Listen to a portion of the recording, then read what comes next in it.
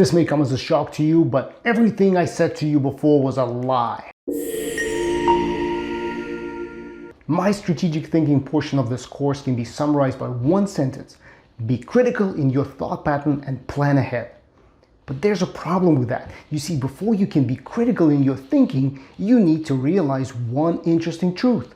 The way you see the world is incorrect. The way all of us see the world is flawed because our perception of reality relies on past experiences and heavily affected by biases.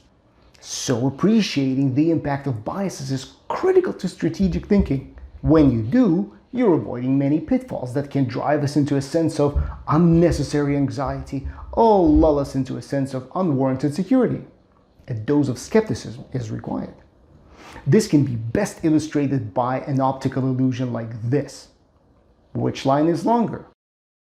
What do you see, an old woman or a young one?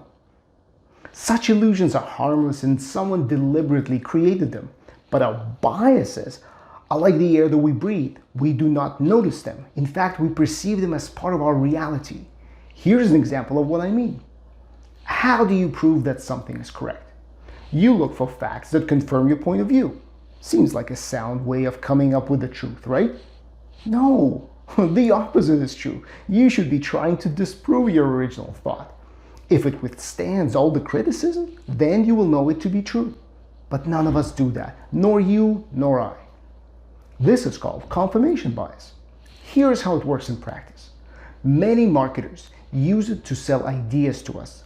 If you've heard somewhere that the best way to get your name out there is by generating content and blog day in and day out, then I come on with a sales pitch promising you crazy riches if only you would listen to my course about the super mega content creation.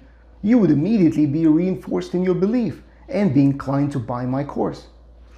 There's nothing wrong with biases. If you're aware of them, they're shortcuts that our mind has to rely on to cut through everything that is happening around us every single day. Here's a great website. I will provide the link below that describes our biases and then also provides logical fallacies that are the other side of the coin to biases. The next thing is a terrible realization. Most marketing and sales is built on top of false fallacies. Now, of course, you or I can provide several examples where biases led us astray, or logical fallacies are used to maliciously convince us to a particular side of an argument. But let's pause for a second. I want you to be able to recognize them and also use them as you're structuring your strategic planning, marketing, communications, even client interactions. Yes, you heard me right. I want you to use the shortcuts that people make instinctively to help them understand what you are trying to get them to do. And in your strategic thinking, you use them to test your conclusions. I bring this up before you go through strategic planning because I've seen many entrepreneurs that I worked with fall into the trap of, I think this is awesome and that is why I want to do this. Then confirmation bias, availability heuristic, and ambiguity effect kick in, all working together to reaffirm your belief. Except that you have not done any critical thinking. To clarify the biases that I just mentioned, confirmation bias is the tendency to search for, interpret, focus on, and remember information in a way that confirms one's preconceptions.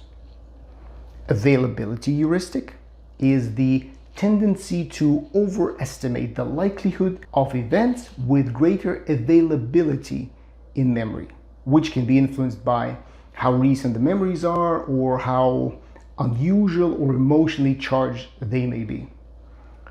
Remember the successful entrepreneur stories that I told you? Yeah, these ones.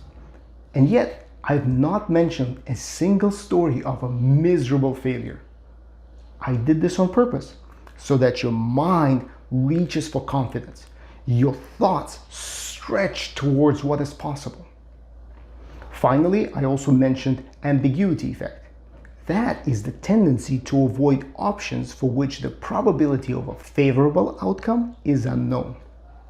As an educator, as a person who can dramatically transform a person's life, look up the curse of knowledge, because that is the bias that can prevent you from being as helpful as you can be when planning your programs, courses, and individual sessions.